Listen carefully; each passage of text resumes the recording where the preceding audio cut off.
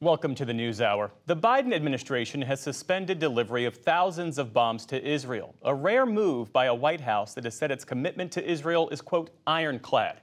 Israel seized the Rafah border crossing from Gaza into Egypt on Monday and said it would invade Rafah City if Hamas does not release the hostages it holds by week's end.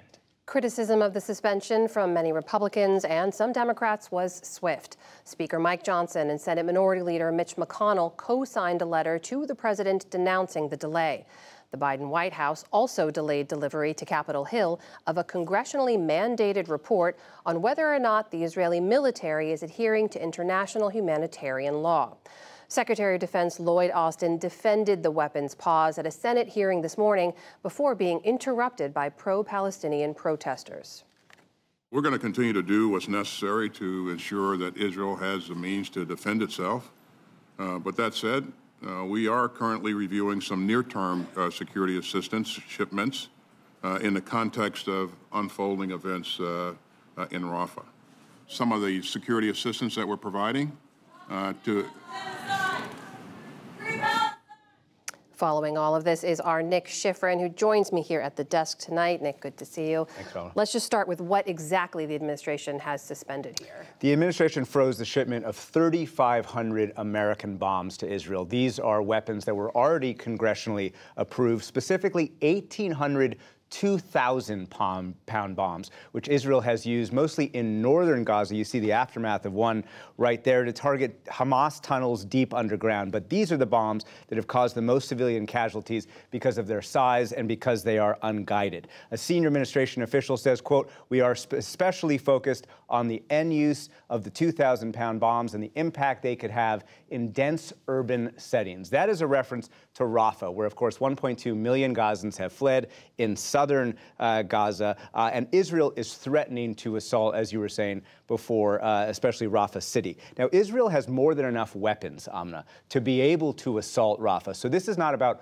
readiness. This is what one official tells me is a message, and that message is being sent also because the U.S. is saying if Israel does not go into Rafah, then there will not be further frozen shipments. Not only those 3,500 bombs that we talked about already, but a separate shipment of Joint Direct Attack Munitions, or JDAMs. These are kits that turn unguided munitions into precision-guided munitions that Israel is also asking for.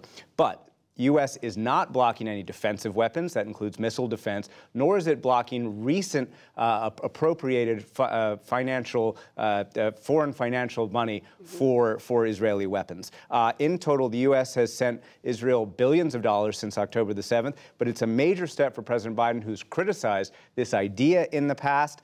The fact is that this is the largest leverage that the U.S. has over Israel, the weapons. A major step. So what's been the response, both here at home and overseas? The Democrats who have called for the U.S. to use this leverage hailed this idea, but Republicans criticized it. The chairs of the House Foreign Affairs and Armed Services Committee said they were, quote, appalled by the decision, and they said it weakens deterrence against Iran and Lebanese Hezbollah. And a source briefed on the details tells me that, quote, Israeli officials expressed deep frustration at the delay of the shipment and the U.S. briefings to the media on the matter, raising concerns that the move may jeopardize the hostage deal negotiations at a critical moment. And that's what makes this moment so critical.